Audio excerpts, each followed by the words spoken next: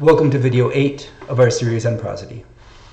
These are some exercises. They might be good for you if you want to get better at picking up prosodic features in running speech, or if you want to get better at producing various diverse elements of prosody.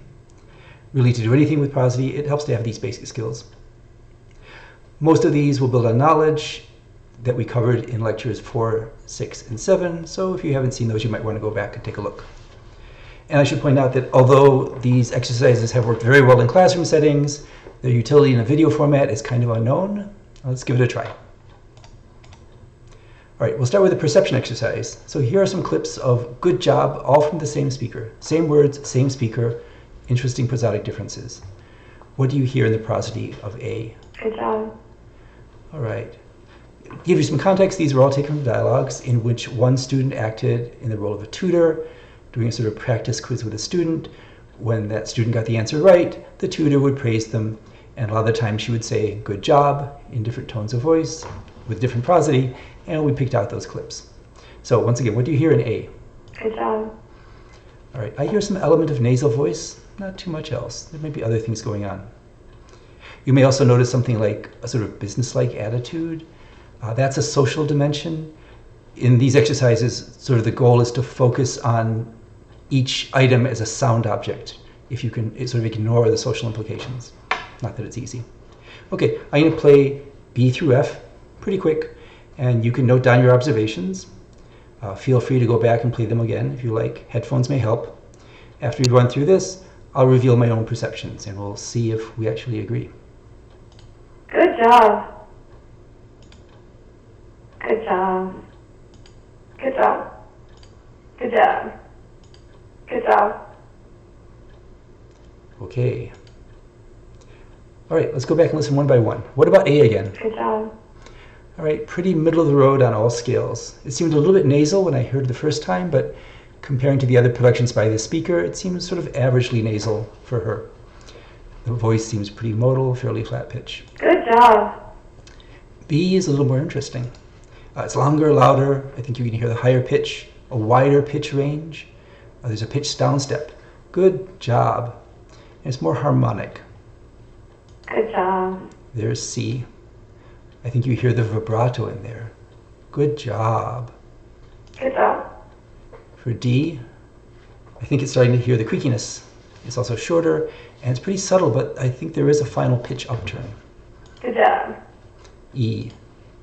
All right, lengthened second syllable. It's very creaky, and it's reduced. If you didn't know she was saying good job, it would be hard to tell. Good job.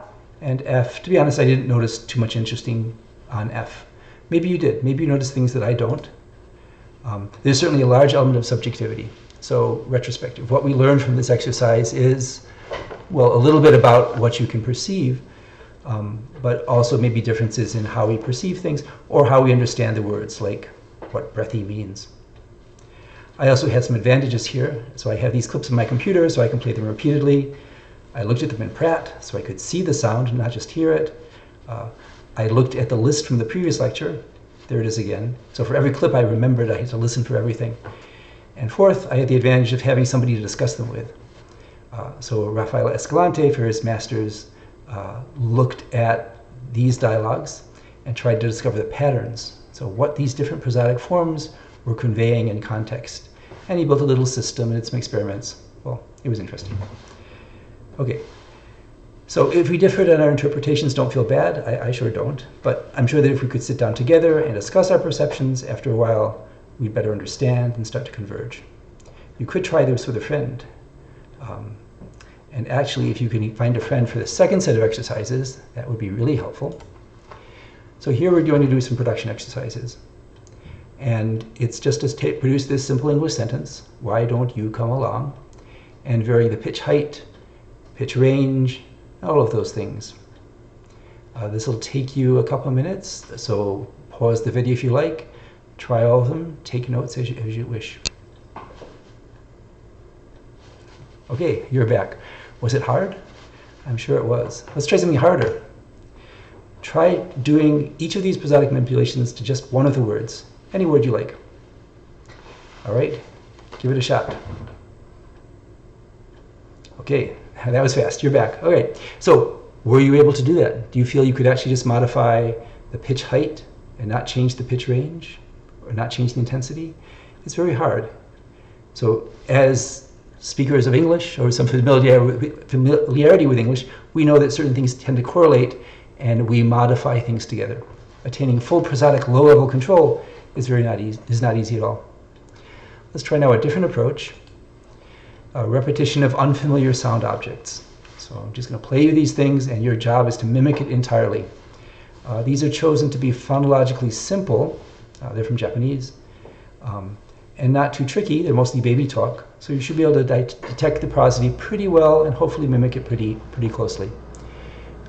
Again, this is great to do in pairs, so you can critique your friend, or if you don't have a friend around, you can record your voice and then play it back and compare. All right, here we go. 7 things to hear and mimic. ちょうだい抱っこ頑張って Bye bye.